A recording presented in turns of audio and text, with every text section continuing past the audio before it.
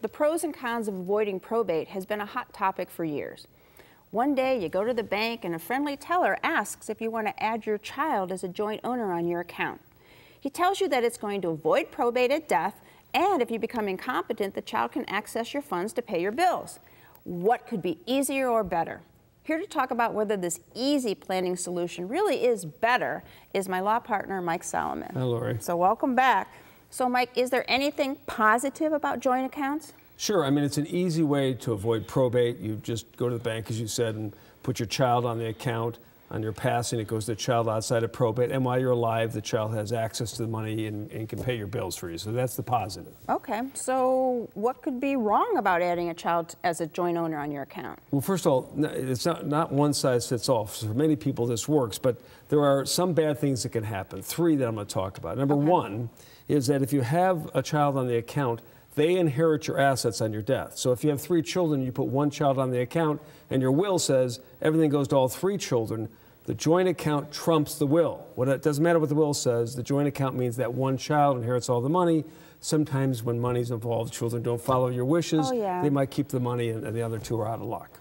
And that's really probably not what you meant. That's right. So what's your second warning with regard to joint bank accounts? Well, the second one might be, let's say you have this joint account with a child, and that child has financial problems, and a creditor comes after him and gets a judgment. The creditor may come after that joint account, and it puts that whole joint account, not just half of it, but all of it at risk for the creditor of your child, not you. Yeah, so your money could pay their bills. That's right. Not good. That's right. What's your final issue with these joint accounts? The final one, let's say you have a joint account again with a son, and your son gets a divorce. In the process of divorce, your soon-to-be ex-daughter-in-law's attorney tries to freeze that account.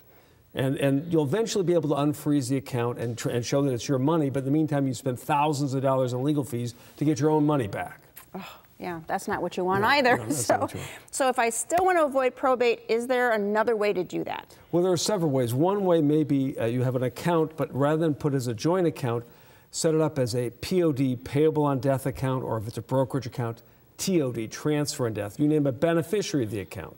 So while you're alive, it's your money. Your kids have no rights to grab the money, but on your death, it passes to the beneficiary. Now, again, it trumps the will, so you need to make sure you fill out the beneficiary form the way you want it.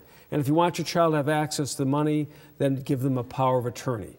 Now, if that doesn't work, if it's more complicated, then you may need a trust. That's for another show, but we can talk about it then. Okay, good advice. Joint accounts. Everyone's doing it, but should they? Consider the good, bad, and ugly of using these accounts and Mike's advice to avoid these issues. You need help? Give Mike a call. The number's next. Call Solomon, Steiner and Peck at 1-888-236-5173 for more information or to schedule a speaker for your organization.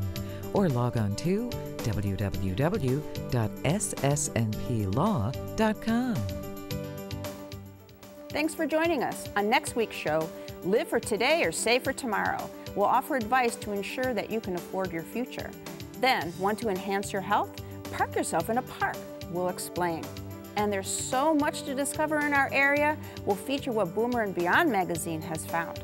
But until then, please remember to make the most of your golden opportunities.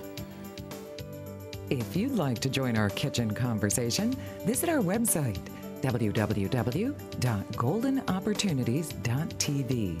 Like us on Facebook. Call us at 440-742-GO-TV or email us at kitchen@goldenopportunities.tv. We'd love to hear from you.